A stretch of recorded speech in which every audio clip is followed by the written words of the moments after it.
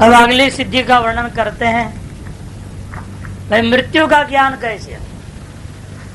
आप जो है कौन सा दिन, कौन सी तारीख पे, कितने बजे, कैसा मरोगे, ये कैसे जानेंगे? अपने शरीर का मृत्यु या दूसरे शरीरों की मृत्यु का जानकारी कैसी होगी? उसमें दो तरीका, एक तो या तो प्रयास करो, संयम करो, धारणा ध्यान समाधि तीनों कर्मों में, स्वोपक्रम या निरुपक्रमों में। कर्मों में जब संयम करोगे तो स्व शरीर आदि मृत्यु का ज्ञान, और अगले का कर्म करोगे तो उससे के शरीर के मृत्यु का ज्ञान होगा।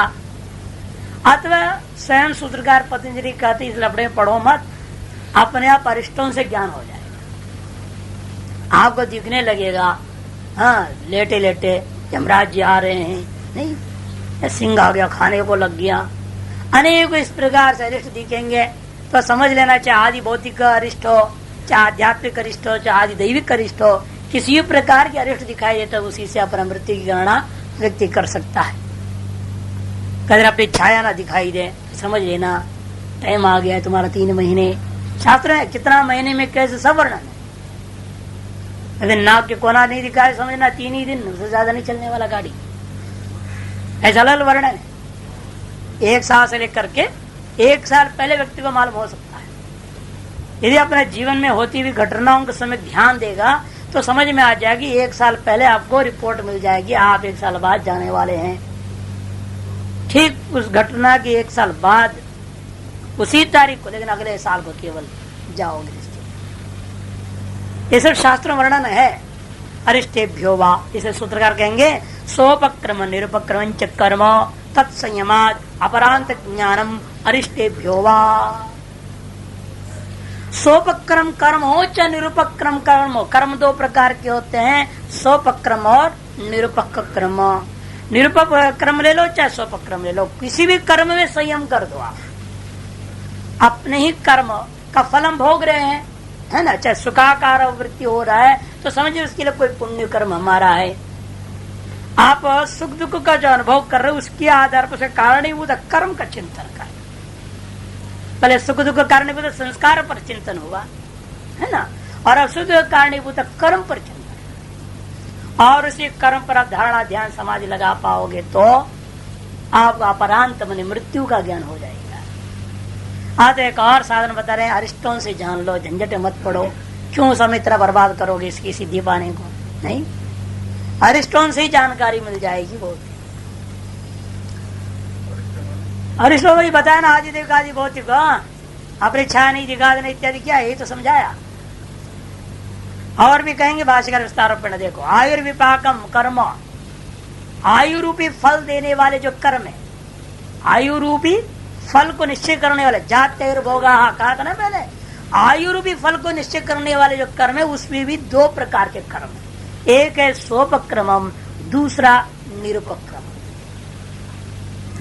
इसके बाद विस्तृत रूपी चर्चा, कर्म और कर्म फल की चर्चा दूसरे पाद का 13वां सूत्र में, दृष्टा जन्म वेदनीय, अदृष्ट जन्म वेदनीय, नियत पाक वाले, विपाक वाले, अनियत विपाक वाले इत्यादि विचार हुआ। एक कर्म अनेक जन्म देगा क्या, अनेक कर्म मिलकर एक जन्म देगा, एक कर्म का प्रत्येक कर्म एक जन्म मिलेगा क्या, इत्यादि अनेक विकल्प विचार उठाते हुए वहाँ निर्णय दे चुके हैं।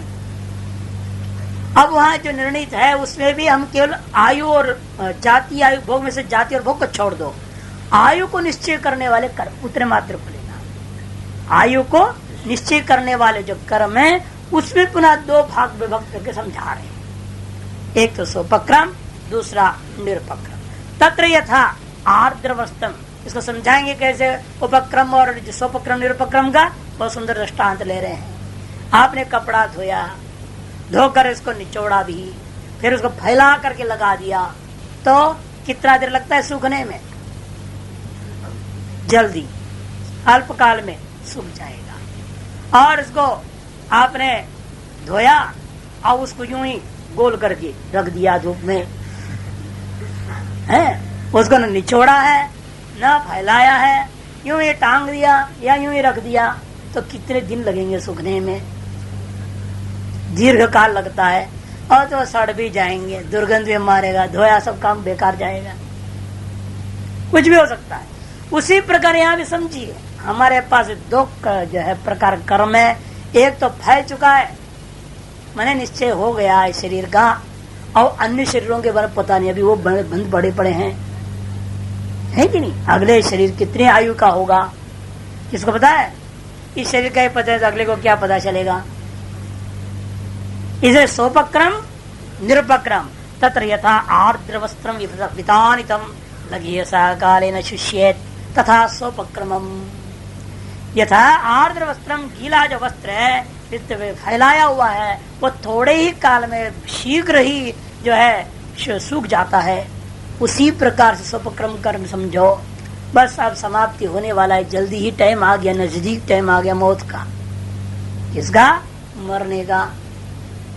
शीघ्र ही होने वाला है, फैल चुका है, मैंने मौत आगे आ चुका है। अब तो जवानी में पता नहीं चलता ना कब आने वाला है, लेकिन जैसे नीचे जाएंगे तो आपको भी गारंटी हो जाए हाँ बड़ा पाओगे तब तो जाना तो ही है। लेकिन जवानी में तो रहता है और 20 साल जिएंगे, दृढ़ विश्वास रहता है, भले ही अगला दिन चला जाए वो है, लेकिन विश्वास तो रहेगा और 20 साल जिएंगे, 50 साल जिएंगे, पढ़ाएंगे, वो एक होगा, वो करेंगे, है ना।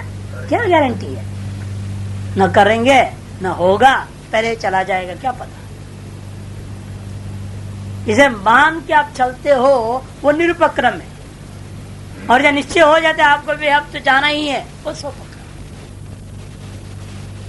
इसे कहते हैं यथा च तदेव संपिंडितम चिरेण संशुष्येत एवं निरुपक्रमम। और वही कपड़ा, धोया हुआ गीला कपड़ा संपिंडित तो कर दोगे तो बहुत समय में जा करके वो सूखता है। यथा उसी प्रकार से आपके कर्म संपिंडित है, जब बहुत समय बाद में जाकर के कभी मृत्यु देने वाला है, पता नहीं है, वह निरुपक्रम वाला समझो। अर्थात जो कर्म स्वपक्रम किस होते उपक्रम कर गया, फल आयु रूपी फल देने को आगे बढ़ चुका, कर्म का आरंभ हो चुका है, जो उसको कहते हैं स्वपक्रम। और जो वो कर्म वो है जो मृत्यु रूपी फल देने को आरंभ नहीं हुए, उनको निरुपक्रम कहा। दोनों प्रकार के कर्मों में से किसी भी कर्म में आप जो है संयम कर ले। यथा चग्नि, एक और दृष्टांत भी दे रहे हैं, यथा चग्नि शुष्के कक्षे मुक्तो वा तेना समन्ततो युक्तः क्षेप्य काल न दहे। जैसा अग्नि है, सूखा कक्षा है, सीलन वगैरह से भरा पड़ा नहीं है, शुष्के कक्षे मुक्तो वा तेना, वायु खूब उसे वहां जो है ज्यादा चलता फिरता नहीं है, ज्यादा चलेगा फिरेगा तो बुझ भी सकता है, फैल भी सकता है, लेकिन जो काम कर रहा हो काम ठीक से होगा नहीं। मुक्तो वा तेना समन्ततो युक्तः, चार तरह से युक्त जो वह क्षेपीय सा कालेना, थोड़े ही समय बड़ी तेजी से जा करके सबको जला देता है। तथा स्वपक्रम यथा वा सएव अग्नि तृणराशो क्रमशो अवयवेशो न्यस्तः। वही अग्नि तृण कर राशि में डाल दिया, वो क्या हो गया, वो धीरे धीरे धीरे जलेगा ना। भूसा को जलाने में कितना समय लगेगा, और झोंपड़ी को फूंकने में ज्यादा समय नहीं लगता, धक धक धक जल के खत्म। और कार वार चलाने में क्या लगता है, उसमें पेट्रोल भी रहता है ना, जब बहुत जल्दी पकड़ लेता है। रबड़ और प्लास्टिक ऐसी चीजें हैं जो झटपट जल जाए, लेकिन भूसा को जलने में बहुत टाइम लगता है, बहुत समय लगे ना, धीरे धीरे धीरे धीरे की अवयव जलते जलते जलते उसको बहुत समय लगता है। क्रमशो अवयवेशो न्यस्त चिरेण देह, बहुत समय में जाकर जलाता है। तथा निरुपक्रमम् इति तत् एक भविकम आयुष्कर्म कर्म त्रिविधम स्वपक्रम निरुपक्रमम् च। इसलिए यह एक भविक की बात है, अनेक भविक की बात नहीं कर रहे हैं, एक भविक की बात है। वहां पहले विचार था नियत और अनियत। नियत में भी दृष्ट जनवेदनीय होता है और अनियत में अदृष्ट जनवेदनीय होता है। उससे भी तीन कहा था, अनियत वाले तो अदृष्ट जनवेदनीय कर्म होते हैं, वो तीन प्रकार से नष्ट हो सकते हैं। एक तो यह है कृत किया आपने, प्रायश्चित कर्म से अफल दिए भी नष्ट हो गया। दूसरा इस प्रारब्ध जो कर्म के साथ में वो भी आ गया और प्रबल होकर नष्ट हो गया। अथवा यहाँ पर आकर के प्रारब्ध कर्म के साथ भोगते भोगते आप कुछ ऐसा कर्म कर गए जो बैलेंस में था वो नष्ट हो गया। अथवा चिर स्थिति तक बना रहने वाला, तीन प्रकार का कहा था। यह अंतिम वाले को लेना है, वह जहाँ पर अनेक भविक की बात करते हैं तो, और एक भविक की बात कहते हैं तो सीधा दृष्ट जन वेदनी को लेना पड़ेगा। प्रत्येक में दोनों प्रकार का है, सपक्रम और निरपक्रम वाले कर्म दो प्रकार का, सब निरपक्रम। तत्र संयमात अपरांत सप्रायण ज्ञानम, तत्व ने तस्मिन कर्मणि संयमा, संयम ने धारणा ध्यान समाधि तीनों के करने पर अपरांत से मैंने प्रायण से मृत्यु ज्ञानम भवती, मृत्यु ज्ञान होता है। मृत्यु का ज्ञान का मतलब क्या, किस देश में, किस काल में, किस अवस्था में किनके हाथों का पानी पी करके मरोगे वो आ जाएगा नहीं। अरिष्टेभ्यो वा, तो मृत्यु का ज्ञान कोई जरूरी नहीं इतना प्रयास करके करें, अरिष्टों से समय आने पर अपने आप पता लगे। क्यों पहले से सिद्धि करो, वो सिद्धि से जान लो, और पता चला आपको 50 साल बाद होने वाला है, तब तक याद भी रखो नहीं, अमुक तारीख को मरेंगे।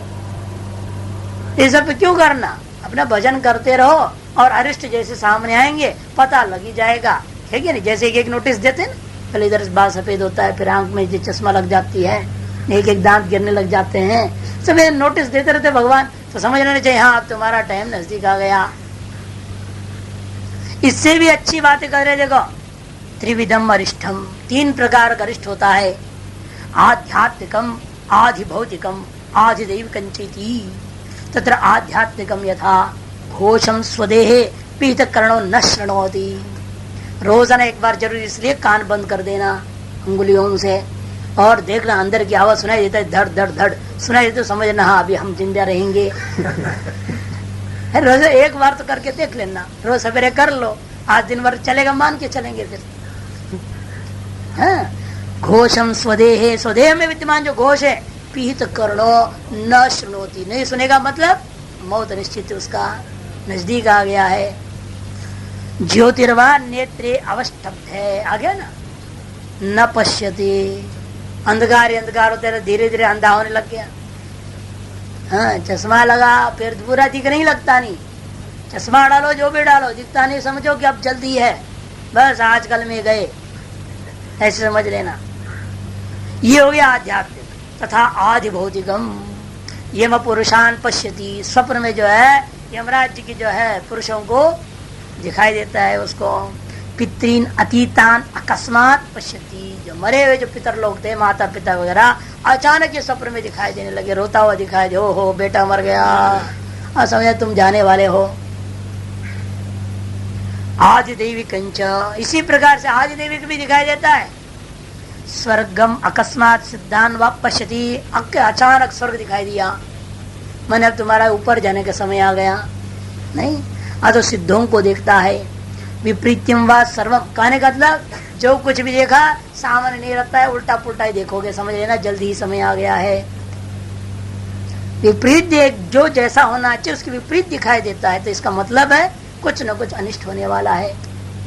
ये तो भागवत पढ़ते हैं ना बार बार, हो एकदम तूफान आंधी आ गई, ये हो गया तो मेरे कुछ न गड़बड़ होगा, ऐसा अनुमान करते हैं ना। युधिष्ठिर वगैरह भी लगता है धृतराष्ट्र चला गया, उन्हें क्या मालूम युधिष्ठिर भाग गया है कि नहीं, वो अपशकुन देखा उन्होंने, अरे क्या बात है, हाँ दिन दहाड़े जो है कौवा सर पर आके बैठ रहा है, जो ठीक नहीं, और दिन में उल्लू उड़ने लग जाए तो बड़ा कमाल है? उड़ नहीं सकता ना दिन में, कौवा ही उड़ता है, और कौवा रात्रि में काव काव कर दे 12 बजे, तो कभी नहीं होता, हो जाए तो ये सब अरिष्ट है, बाह्य दिखाई दे रहा है। तो इनमें से किसी को भी देखते तो लोग समझ लेते थे हाँ कुछ विशेष हमारे घर में काम बिगड़ गया है। कुत्ता के बार बार अपने घर के सामने रोवे तो समझ लेना कि अब एक ने एक हमारे यहाँ मेंबर जाने वाला है, इसलिए बोल रहा है रो, तुम्हारे घर में रोना पड़ेगा। कोई जाएगा तो सब रोएंगे ना, तभी तो रोएंगे। तो ये संकेत देते हैं, ये सब आकर क्या खबर देते हैं।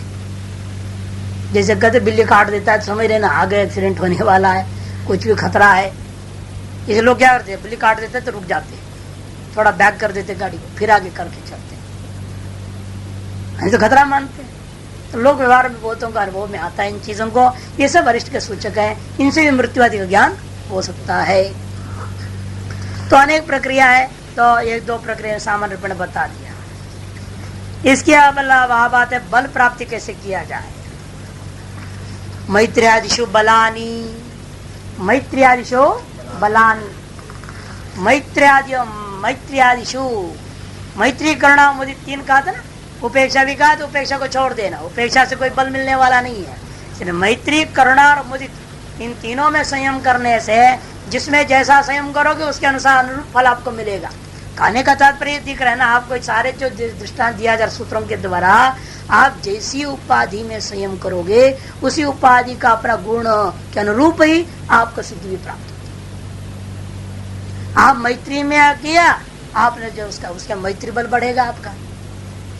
आपने करुणा में किया तो करुणा बल बढ़ेगी, मुदित में किया तो मुदित बल बढ़ेगा। हाथी में करो, आगे कहेंगे अगला सूत्र में, हाथी के समान बल मिलेगा। जैसे दंड भटकने वाले क्या करते हैं, हनुमान जी की पूजा करते हैं ना, क्यों? वो सोचते हनुमान जैसे हम भी हट्टे कट्टे तगड़े हों, वैसे ही बल हमें मिलना चाहिए, है कि नहीं?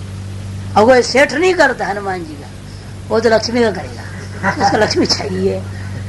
अरे जिसको जो चाहिए उसके अनुरूप वो पूजा करते हैं कि नहीं? लोक में भी देखने को मिलता है।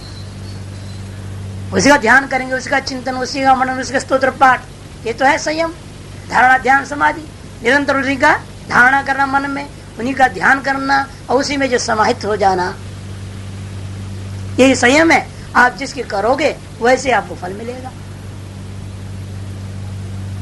मैत्री करुणा मुदित तीसरो भावना, 3 प्रकार की भावनाएं करते हैं आप। तत्र भूतेषु सुखितेषु मैत्री भावयित्वा, सुखी भूतों में, जीवों में मैत्री की भावना करने से आपके अंदर मैत्री बल बढ़ते जाता है। मैत्री बलम लभते। दुखितेषु करुणाम भावयित्वा करुणा बलम लभते, दुखी लोगों को देख करके उनमें करुणा की भावना करने से आपके अंदर भी करुणा का बल और बढ़ते जाता है। ये सब सद्गुण है ना, इन सद्गुणों को जितना बढ़ाएंगे उतनी अंतःकरण शुद्धि होगी। करुणा के विपरीत क्या होता है? ईर्ष्या द्वेष करना, है कि नहीं? मैत्री का विपरीत द्वेष हो गया, करुणा के विपरीत ईर्ष्या हो गया। हाँ, तो करुणा करनी चाहिए, वो नहीं करेगा और बल्कि कठोर हो जाएगा,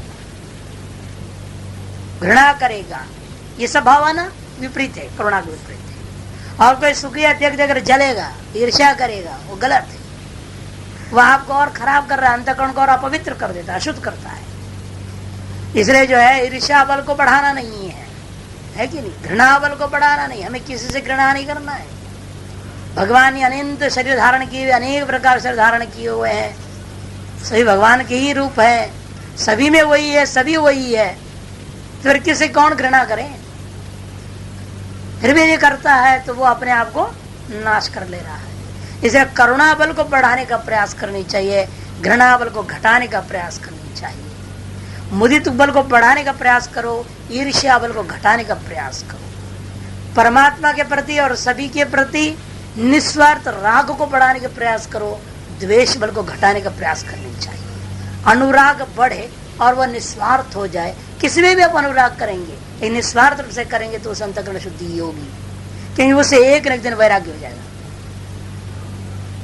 लेकिन निस्वार्थ कर रहे हैं तो नहीं तो गड़बड़ होगा। अब वसुदेव ने पुत्र की भावना से भगवान की पूजा की, सेवा की, सारा काम किया, लेकिन उससे उसको क्या प्राप्त हुआ? भगवान उससे अलग हो गए, वैराग्य हो गया। नहीं तो बड़ा दुखी होता, रोता, अरे बेटा चला गया, बेटा चला गया। है अनुराग हो, प्रेम हो, लेकिन वो निस्वार्थ हो, तब उससे आपको वैराग्य आदि के माध्यम से ज्ञान प्राप्ति में लाभ होता है। इसलिए इन बातों को कह रहे हैं। और पुण्यशीलेषु मुदितां भावयित्वा मुदिता बलम लभते, पुण्यशील पुरुषों में, जो धर्माचरण करने वालों में आप मुदित भावना को बढ़ाओगे तो उससे आपका मुदित बल बढ़ेगा, सदा प्रसन्न होने की बल बढ़ेगा। और कोई पुण्यवान आदमी है, उसको पुण्य कर रहा है, पूजा पाठ कर रहा है, आप उसकी पूजा में विघ्न डालने का प्रयास करोगे। कोई ध्यान में बैठा है, उसी समय खट खट खट खट करेंगे, कई होते हैं ऐसे, स्वभाव ये ऐसे बना रहते हैं लोगों के सामान्य स्वभाव है। आप जब करेंगे वही बातें करने के लिए खड़ा हो जाएंगे। अरे जो ध्यान कर रहा है, जब तब कर रहा है, सभी विघ्न डालो। ये बहुत होगा। आप पढ़ाई कर रहे हैं, उस समय वो टेप चला देगा, क्या करोगे? भगवान भी ऐसे देखते हैं, आप शान करो तो अपने को चला जाएगा। जैसे आपने देखा पास में था, ओ कर चलाते नहीं, क्या क्या चलाते थे, वहीं करते थे उससे, वो चले गए। जो दुकान वाले आसपास हम देखते थे, जो खटखुट करेगा वो अपने भाग जाता है। भजन में क्यों विग्रह करते हो? वो अपने आप चले जाना पड़ता है उसको। या जितना डाला, इन्वेस्ट किया, बैठा बेचारा घाटे में गया ना। अरे शांति से बैठता, भगवान सब कुछ देते। अब वो सोच रहा मैं जितना हल्ला मचाऊंगा दुनिया को, मेरी दुकान और उतनी खबर मिलेगी, और सब आएंगे दुनिया से मेरे पास आवाज सुन सुन करके, खूब मेरा व्यापार होगा। सुनता समझा हुआ ऐसे ही, इन उल्टा हुआ। क्यों? इस क्षेत्र में संत महात्मा है, तुम क्यों हल्ला करते? और कई तो महात्मा लोग ही हल्ला कर देते हो, तो और कुछ मुसीबत वाली बात। सवेरे से माइक चालू कर देते हैं बे मतलब, अरे भजन उनको लगा देते हैं, उन्हें ये भी पता नहीं सुबह का राग कौन सी है। वो सब वो ना, वो जैसे वो डांस वाला होता, क्या वो कैबरे डांस वाली दर वाली, ऐसे में बना हुआ भजनों को बजा देते सवेरे सवेरे। अरे वो तो शाम का टाइम का मामला है, सुबह तो भैरव राग लगाओ, भैरवी राग का भजन लगाओ, वो तो शाम में गड़बड़ नाचने वाली बात बनती है। अरे कुछ पता नहीं, मूढ़ महात्मा का वेश बैठे हुए हैं, और वो जो है बे टाइम कोई भी राग का कोई भी चीज बजा देते, सारा भजन खराब, ध्यान खराब हो। समझते हैं नहीं, कुछ भी विवेक नहीं। लेकिन क्या करें, उन पर हमें करुणा की भावना करनी पड़ती है। क्या मूड है, चलो कोई बात, एक न एक दिन अकल आएगा, नहीं तो भाग जाएगा, दो में एक होगा। तो मुदिताम भावयित्वा मुदिता बलम लभते, भावना समाधि यह सा संयम। इसलिए भावना से आप समाधि कर समाहित हो जाते, जो वह भी संयम कोटि में ही है। तो बलानी अवंध्य वीर्याणी चाहिए। इसलिए आपके अंदर जो विभिन्न प्रकार के जो बल की प्राप्ति होगी, वो अवंध्य वीर्य हो जाएगा, ऐसा सामर्थ्य वाला होगा, निश्चित रूप में फल देने वाला। वंध्य वीर्य का मतलब क्या? निष्फल वीर्य। हाँ, फल न देने वाला बल है वो। और अविंध्य वीर्य का मतलब फल देने वाला वो बल बनेगा। पापशीलेश उपेक्षा, और जो उपेक्षा किसके लिए कहा था? पापशीलों में उपेक्षा करनी चाहिए। हाँ, मोहित करुणा इत्यादि में उपेक्षा जो लिया था, पापशीलों में ले, लेकिन उसकी भावना को बढ़ाना नहीं, न तो भावना ततश्चतस्याम नास्य समाधि। इसलिए उस उपेक्षा और भी भावना को पापशीलों में चिंतन करता हुआ वहां से आप जो है समाहित चित्त वाले मत होइए। अतो न बलम उपेक्षा था। इसलिए उपेक्षा से की भावना से किसी प्रकार का बल की हमें जरूरत साधना के लिए, मोक्ष के लिए नहीं है। अतः उस उपेक्षा रूपी भावना का समाधि नहीं करना। तत्र संयमाभावात्, वहां संयम का विधि नहीं होता। इसी वजह से यथा ये उत्कृष्ट चीजों का वर्णन किया, और इसमें शारीरिक बल वगैरह भी चाहिए। उनके लिए क्या करना? कहते बलेशु हस्ति बलादीनी, बलेशु हस्ति बलादीनी, बलवान हाथी घोड़ा इत्यादियों में आप संयम करोगे, आपका शरीर में भी उसी के प्रकार का बल की प्राप्ति हो जाएगी। हस्ति बले संयमात् हस्ति बल भवति, वैनते बले संयमात् वैनते बलो भवति, वायु बले संयमात् वायु बल इत्यादि। हाथी का बल में संयम करने से हाथी के बल के सदृश बल वाला व्यक्ति हो जाएगा। वही तो मैंने गरुड़ भगवान में आप संयम करोगे, ध्यान धारणा समाधि लगाओगे, तो वहां पर आप गरुड़ के बल के सदृश बल वाले आप हो जाओगे। वायु के जो प्रचंड वायु आया, देखिए कितने लाखों को मार डाला। ऐसे वायु का ध्यान करो, वैसे वायु के चिंतन करो, मनन करो, धारणा करो, ध्यान करो, समाधि लगाओगे, तो तादृश वायु के बल आपको प्राप्त हो जाएगा। तादृश बल के सदृश बल वाले आप हो जाएंगे।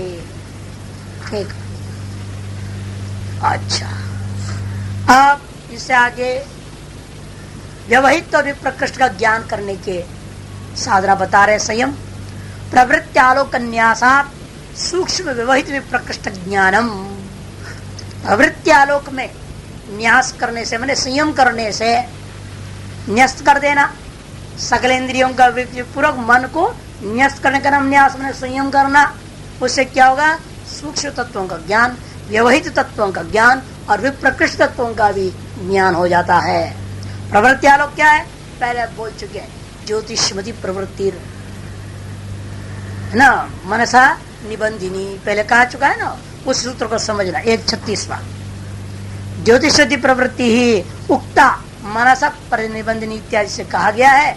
तस्याच आलोक, उससे जन्य जो आलोक है। आलोक मने ज्योतिरालंबनम, निर्मल बुद्धि सत्ता। निर्मल बुद्धि ये सत्य को लेना, ये आलोक शब्द से। निर्मल बुद्धि सत्व में वह आलोक।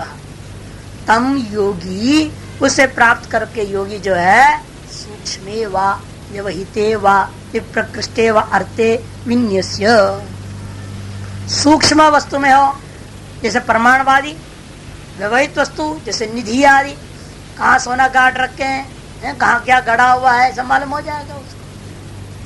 चंद्रादो वा विप्रकृष्ट है, सूर्य चंद्र आदि जो है विप्रकृष्ट तत्वों का भी अर्थ है। उन विषयों में विन्यस्य, तादृश बुद्धि को जब संकल्प लगा देता है तो तम अर्थम अधिगच्छति, उस विषय का ज्ञान उसको संपूर्ण रूपेण होने लगेगा।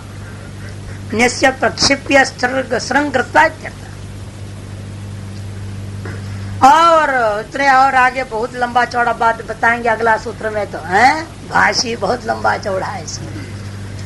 भुवन ज्ञानं सूर्य संयमात्, और सूर्य में संयम करने से इस समस्त भुवन का ही ज्ञान हो जाएगा, ब्रह्मांड का ज्ञान हो जाएगा। कितने लोग हैं, कैसे कैसे लोग हैं, किस किस लोग में कैसे कैसे जीव जीते हैं, क्या करते क्या नहीं करते, क्या खाते पीते हैं, सारे चीज का ज्ञान, भुवन कोश का ज्ञान। भुवन ज्ञानम सूर्य मने सूर्य द्वारे, ये नहीं करना आंख खोल के सूर्य को देख रहे अंधा हो जाओगे, आंख फूट जाएगा। सूर्य संयमात् मने सूर्य द्वारे, सूर्य द्वारे का मतलब सुषुम्नायाम नाड्यम संयमा, सुषुम्ना नाड़ी में संयम करने से आपका सारा भुवन कोश का ज्ञान हो जाएगा। तत्प्रस्तार सप्तलोकाः, तत् विस्तार भुवनस्य विस्तार, भुवन का ही विस्तार, ये सातों लोक है, उन सातों लोकों का ज्ञान। केवल इन सात ऊपर के ही नहीं, तत्र अविच्छे है प्रवृत्ति मेरु पृष्ठ में यावती एष भूर्लोकः, तत्र अविच्छे है प्रवृत्ति। नरक विशेष का नाम है अविची, नरक विशेष का नाम है अविची से लेकर के मेरु पृष्ठ में, मेरु का पिछले भाग तक जितना भी लोक है वो सबका नाम एक नाम से कहते हैं भुवा, भूलोका, भूर्लोका। फिर मेरु का पृष्ठ से नीचे सारे वर्षमान जितने भी हम लोग देश देख रहे हैं, ये सब किस भाग वर्णन करेंगे, मेरु का पृष्ठ भाग में है। मेरु का दक्षिण की ओर ही है, मेरु का उत्तर में कुछ नहीं, मेरु का पूर्व में पश्चिम में कुछ नहीं, मेरु का दक्षिण में समस्त विश्व है। और मेरु से आगे क्या है, वो अंतरिक्षीय होगा। इसे मेरु पृष्ठाद आरभ्य आध्रुवा, मेरु पृष्ठ से आरंभ करके ध्रुव नक्षत्र तक चले जाओ। मेरु पृष्ठोपलक्षित क्या है, भूलोक से आरंभ करके समझो, इसीलिए भूलोक की अवधि पूरा है, उससे आरंभ करके ध्रुवलोक पर्यंत जितना भी लोक है उसका नाम क्या है, ग्रह नक्षत्र तारा विचित्रो अंतरिक्ष लोक, भुवर लोक। ग्रह नक्षत्र तारा आदि से युक्त जो बीच का लोक उसका नाम अंतरिक्ष लोक है, अतो भुवर लोक है। और कहते हैं कि वह ततः पर स्वर लोक पंचविदः, उसके आदि में स्व, और स्व में 5 भाग है, तो 5 और 2 7 हो जाएगा इस तरह से। वो कौन से है 5? कहते माहेंद्र तृतीयो लोक, यहाँ की अपेक्षा से तीसरा भू भुवा माहेंद्र, स्व में 5 है ना, स्व को छोड़ो अभी, वो माहेंद्र हो गया इसलिए तीसरा, इसे तीसरा शब्द कर रहे हैं, माहेंद्र तृतीयो लोक, भूर्भुवर अपेक्षया तृतीय। चतुर्थ प्राजापत्यो, चौथा प्राजापत्य, 5वां महर लोक, त्रिविधो बाह्य तद यथा जनलोक तपोलोक सत्यलोक इति। और उससे आगे त्रिविधो, उससे भी बाह्य, ये स्वर्ग के अंतर्गत 3 ले लिया, स्वर्ग के अंतर्गत ही 3 हो गया, महेंद्र प्राजापत्य और महर लोक। उससे ऊपर अन्य तीन बोल दिया। कौन तीन है वो? कहते हैं कि भाई जनलोक है, तपोलोक है और सत्यलोक है। ये कहां से आधार पर बोल रहे हैं आज? उसका विशेषण कर दो तब दो हो गए ना ये, और वो 3 5 हो जाए। वो सब स्वाहा के अंतर्गत लेना है। हाँ, प्राजापत्य जो है वही महरलोक है। जो प्राजापत्य है उसी का दूसरा नाम महरलोक है। और ये तो दो, इसलिए स्वाहा के अंदर ये दो बता दिया। दो के अलावा ये दो लगता है अंत है, स्वाहा के अंत है, इसलिए कहते त्रिविधो बाह्य कह दिया। स्वाहा के अंत ये दो हो गया, स्वाहा के बाह्य वो 3 है। कुल मिला करके व्यवहार में क्या करते? भूर्भुवः स्वाहा का देते। वो 3 कौन है? कहते हैं तद यथा जनलोक, तपोलोक, सत्यलोक थी। अच्छा, इस विषय में श्लोक भी दे रहे। इति संग्रह श्लोक ब्राह्म त्रिभूमिको लोक प्राजापत्यस्ततो महान माहेन्द्रश्च स्वरिति उक्तो दिवि तारा भुवि प्रजा। ये संग्रह श्लोक है। ब्राह्म त्रिभूमि को लोक, ये जो ब्राह्म लोक है वह 3 भूमि भूर्भुवः स्वः 3 भाव विभक्त होकर के अनुभव में आता है। प्राजापत्य ततो महान महेंद्रश्च, यहाँ देखो यहाँ लगता है महर अलग ही ले रहे हैं। प्राजापत्य ततो महान कर और महेंद्रश्च करके अलग ले रहे हैं। श्लोक में उसमें संज्ञाओं में थोड़ा अंतर पड़ रहा है। महेंद्रश्च स्वरित, ये हो गया स्वह का, ये 3 ही को ले रहे इसीलिए। दिवी तारा, ये अंतरिक्ष में तारादिगण सारा चीज हो गया, ग्रह आदि सब कुछ। अंतरिक्ष लोग है, द्युलोक है, भूअर लोग एक ही चीजें दिवी कहने पर। और भूवि प्रजा, भूर्लोक में मनुष्य आदि। इस प्रकार से 3 भूर भुव स्वाहा। और स्वाहा में इन्होंने 3 ही नाम ले रहे, प्राजापत्य, महः, महेंद्र। श्लोक में 3 का संग्रह किया। इन वास्तव में वो 5 है। जन्म सत्य वगैरह लोग भी ना, उनको भी लेकर के 5 हो जाता है। श्लोकों में इस प्रकार कई जगह अनेक प्रकार के संज्ञाओं में अंतर दिखाई देता है, लेकिन तात्पर्य उसका वो संख्या में तो अंतर नहीं पड़ेगा। संज्ञा में अंतर पड़ेगा, संख्या में अंतर नहीं पड़ता, ये समझना है। अच्छा, तत्र अविच्छेर उपरि उपरि निविष्टाः षण् महानरक भूमयो। अविची नामक जो सबसे नीचे वाला नरक है, उसके ऊपर 6 और नरक है। 7 नरक के विभिन्न स्तर हैं नरक लोक का। अविचे ऊपरी ऊपरी निविष्टा षण् महानरक भूमयो। घन, सलिल, अनल, अनिल, आकाश, तमः प्रतिष्ठा। इनमें क्या प्रतिष्ठा है? कहते सबसे में घन है, वो पार्थिव शिलादि रूपा है, पत्थर आदि। दूसरे में सलिल है, जल है।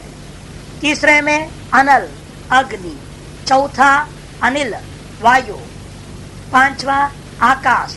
6ठा तमः माने अंधकार। ये 6 तत्व प्रधान है इन 6 नरकों में। उनका नाम महाकाल, अम्बरीश, रौरव, महारौरव, कालसूत्र, अंधतामिश्राहा, ये उन नरकों के नाम है। महाकाल नामक नरक में घन प्रदान, पत्थर ही पत्थर रहेगा, पत्थर पर उसको लुढ़काया जाएगा, पत्थर से उसको पिटा जाएगा, जो जीवा जाएगा, पत्थर ही प्रदान है। और आता है कि सलील, सो डुबा करके बेचारा तैरना नहीं आएगा, ऐसे लोगों को भेजते होंगे, उसको डुबा डुबा करके मारेंगे, बेचारे परेशान करेंगे। है तो महानरक जो होता है, अम्बरीश नामक नरक में जल प्रदान है, और रौरव नामक नरक में अग्नि प्रदान। अग्नि स्तंभादि हो तो उसको आलिंगन करने कहेंगे। यहाँ आलिंगन किया ना उसने दूसरे की, इसलिए वहां कहेंगे उसको आलिंगन करो, अग्नि स्तंभों को आलिंगन कराएंगे। ऐसे ऐसे वर्णन आया है रौरव का। और काल सूत्र में जो है वायु प्रदान है, और अंधता मिश्र में काल सूत्र, ये महारौरव बीच में रह गया। रौरव क्या? महारौरव। महारौरव में वायु है, और काल सूत्र में आकाश, और अंधता मिश्र में जो अंत में आता है अंधकार प्रधान क्षेत्र है। ऐसे 6 नरकों से ऊपर ऊपर युक्त अविची नामक सबसे नीचे वाला कुल 7 नरकों के स्तर होते हैं। यत्र स्वकर्मोपाज दुख वेदना प्राणिन कष्टम आयु दीर्घम आक्षेप्य जायन्ते। जहाँ पर स्वकर्म से उपार्जित कर्मों का फल रूपेण दुख को ही भोगते हैं और वो थोड़े देर के लिए नहीं भोगते हैं। कष्टम और आयुष्य दीर्घम, लंबी आयु होती है वहां पर। बहुत समय, थोड़ा सा पाप है जो करा हुआ है उसको बहुत लंबे समय तक वहां भोगना पड़ता है। आक्षिप्य जायन्ते, उन लोगों में वो लोग पैदा होते हैं। तो उसके ऊपर ये सप्त तलातल वगैरह जो होते हैं पाताल पर्यंत वाले, ये 7 उसके ऊपर। तो महातल, रसातल, अतल, सुतल, वितल, तलातल, पातालाख्यानी सप्त पातालानी। उससे आगे जो है महातल, रसातल, अतल, सुतल, वितल, तलातल, पाताल नामक 7 पाताल के परत है समझो। ये सब भूमि के विवर समान ऐसा वर्णन किया अन्य शास्त्रों ने। इसी धरती के भीतर में विवरों के समान होता है और विवरों में खलबली होता है ना, तभी तो भूकंप वगैरह हो जाता है। वहां के लोग बम विस्फोट कर देते होंगे कुछ करते होंगे बेचारे, अरे सारा धरती हिलने लग जाता, परेशान दुनिया यहाँ के लोग है। भूमियम अष्टमी, उसके ऊपर एक पृथ्वी है, इसलिए ये 8वीं। भूमिरियम अष्टमी सप्तद्वीपा वसुमती, 7 द्वीपों विभक्त हुई और विभिन्न प्रकार के धन दौलत से संपन्न वसुमती। वसुमती धन दौलत आदि अनेक प्रकार के धनों से संपन्न है। यस्या सुमेरुर मध्य पर्वत राज कांचन, यस्या मध्य, जिसके बीचों बीच में सुमेरु नामक पर्वत, पर्वतों का राजा कांचन में पर्वत विराजमान है। तस्य राजत वैदूर्य स्फटिक हेम मणिमयानी श्रृंगानी, उसके रजत के सदृश, वैदूर्य मणि के सदृश, स्फटिक मणि के सदृश और हेम स्वर्ण मणि के सदृश 4 उसकी चोटियां होते हैं। ये लगता है हिमालय को बोलते हैं ना, हिमालय का है, धरती का बीच बीच बैलेंस कर रहा है ना, धरती को दबा के रखता है हिमालय। इसको महीधर बोलते हैं पर्वतों को। पर्वतों का एक नाम महीधर, मही को धारण करने वाले। ये न टेन रहे तो लुढ़क जाएगी। जैसे नौका अगर क्या है, उसको भी बीच उतरा ऊंचा ऊंचा करके ले जाते हैं, उसको दबा कर रखा था, वजन चाहिए ना, नहीं तो लुढ़क जाएगा। हर चीज में आप नींबू को डाल दो पानी में, तैरेगा वो, है ना। लेकिन क्यों तैरा वो, आधा यूं नीचे गोल है, आधी ऊपर गोल है, बीच बीच ऊंचाई मिलती कि नहीं मिलती, बैलेंस हो जाता है तो तैरता है, और नहीं तो लुढ़क जाएगा, टिकेगा नहीं। ये लकड़ी वगैरह देखिए, अब लुढ़कते जाते हैं। ऐसे पृथ्वी रोज लुढ़कते रह जाए सब गड़बड़ हो जाएंगे। इसको धारण कर पीछे बैठा हुआ हिमालय जैसे महान पर्वत, एकमात्र विशाल पर्वत यदि है तो हिमालय ही, विश्व का सबसे बड़ा पर्वत श्रेणी हिमालय पर्वत। उसमें भी जो हिममय जो चोटियां हैं वो 4 दिशा से 4 रंग वाले हो जाते हैं। उगता सूर्य से लाल सा हो जाता है, दोपहर के समय सब सफेद रजतमय दिखता है, अस्ताचल प्रातः स्वर्णमय हो जाता है। अलग अलग काल में वह स्वर्ण अलग अलग रंग वाले होते हैं। आप कभी कैलाश मानसरोवर में से कैलाश के जो पर्वत के चित्र सरकार निकालते हैं, बेचते हैं, सैकड़ों चित्र छपा हुआ मिलता है कैलाश पर्वत की। हर वह टाइम भी लिया जाता है, कौन से मौसम में, किस मौसम में लिया गया था ये फोटो, कौन सी तारीख पे किस समय पर लिया गया था, वो लिखा रहता है। तो आपको पता लगेगा कितने रंग बिरंग का हो जाते हैं पर्वत, अनेकों रंग वाले होते हैं, नीला, काला, पीला, विलक्षण और एक से एक सुंदर लगता है। प्रकृति का आनंद लेना है तो उन चित्रों को देख के समझो, तब ये समझ में आती है। राजत, वैदूर्य, स्फटिक, हेममयानी जो है इनके चोटियां होते हैं। जैसे आदमी का भी चोटी होता है ना, कहीं सफेद चोटी हो जाता है, काले चोटी होते हैं, पीले चोटी, लाल लाल चोटी हो जाता है। ऐसे ये भी चोटियां, पर्वत की चोटियां हैं। ये भी वो सूर्य के प्रकाश के कारण से और काल का वेग के कारण से बादलों के कारण से, अनेकों निमित्तों के कारण से ये हिममय जो पर्वत की चोटियां हैं वो कहीं रजतमय दिखते हैं, कहीं वैदूर्यमय दिखते हैं, कहीं स्फटिकमय, कहीं हिममय, है ना। ये नहीं कि वास्तव में वहां पर सोने का ही बना हुआ चोटी है कोई, वहां तो ऐसे होते छोड़ दे क्या अमेरिका वाले, तुरंत उस देश को पकड़ लेते, कहते हैं मानवाधिकार का हनन हो रहा है, ये हो रहा, वो हो रहा, अन्याय हो रहा है, उग्रवाद हो रहा है, हम आते हैं तो उसको लूट के ले जाए। भारत फिर तो मुश्किल हो जाता है। तो इसीलिए ये सब रंग का वर्णन है, वास्तव में न सोना है, न तो वह स्फटिक है, न चांदी है, न वैदूरी मणि है। श्रृंगाणि भवन्ति, ये कर दिया। श्रृंगाणि भवन्ति यथा क्रम, ये भी क्रम समझना, पूर्व दक्षिण पश्चिम उत्तर भाग से वर्तन्ते इति शेषः। पूर्व में रजतमय है, ठीक, दक्षिण में वैडूर्यमय है, पश्चिम में स्फटिकमय है, और जो है उत्तर में हेममय श्रृंग समझो। ये अन्य शास्त्रों के आधार पर हमने टिप्पण बना दिया है। जो चांदी उपनिषद विस्तृत विचार है, देवल स्मृति भी विस्तृत विचार है, अनेकों ग्रंथों के आधार पर जो है इधर उधर से संग्रह है। तत्र वैदूर्य प्रभा अनुरागात नीलोत्पल पत्र श्याम नभसो दक्षिणो भाग। इसलिए उस पर्वत पर सूर्य का प्रतिबिंब पड़ करके उस प्रकाश पड़ा और उससे प्रतिफलन हुआ। प्रतिफलन जो होता है उस प्रतिफलन का रंग भी उसी प्रकार का होगा, वो आकाश उस दिशा का वैसे वैसे दिखाई देगा, उसका कथन करते हैं। वैदूर्य प्रभा का अनुराग से, वैदूर्य मणि के साथ सूर्य के प्रकाश पड़ा, उस प्रकाश अब रंग से अनुरक्त होकर के जब प्रतिफलित हुआ तो कैसे हुआ, नीलोत्पल पत्र के श्याम के समान दक्षिण भाग के आकाश का रंग हो जाता है। नील उत्पल के पत्ते, उसके श्याम के समान श्याम रंग वाला आकाश दक्षिण भाग का आकाश हो गया। इसी प्रकार श्वेत पूर्व स्वच्छ पश्चिम कुरंडकाभ उत्तर। रजत के कारण से पूर्व दिशा का जो आकाश है सफेद सा दिखता है, स्वच्छ सा होता है, और स्फटिक के कारण से पश्चिम दिशा के आकाश अत्यंत शुभ्र और स्वच्छ दिखता है।